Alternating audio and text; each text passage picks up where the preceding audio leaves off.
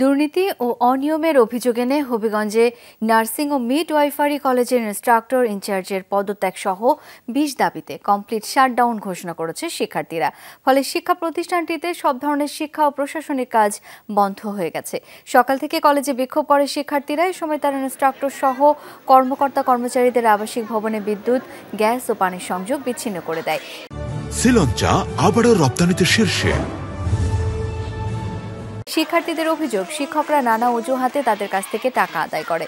তার হিসাব চাওয়া হলেও সুস্পষ্ট কোনো ব্যাখ্যা দেননি। ধর্মীয় আচার পালনে বাধা দেওয়ার অভিযোগ আছে।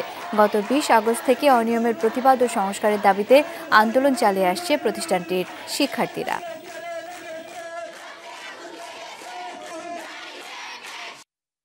কলেজে বিভিন্ন প্রকার অনিয়ম এবং দুর্নীতি আছে, সেগুলো তারা কোনো প্রকার জবাবদিহিতা করতে পারে না, বরং তারা একজন আরেকজনকে দোষারোপ করতে থাকে। এবং তার পরিপ্রেক্ষিতে আমরা তারা যেহেতু আমাদের এই সমাধানে আসতে পারে নাই, আমরা তাদের যারা দুর্নীতির সাথে জড়িত, আমাদের কাছে সরাসরি প্রমাণ আছে, তাদের ৫ জনের পদত্যাগের দাবিতে আমাদের এই আন্দোলন চলতেছে।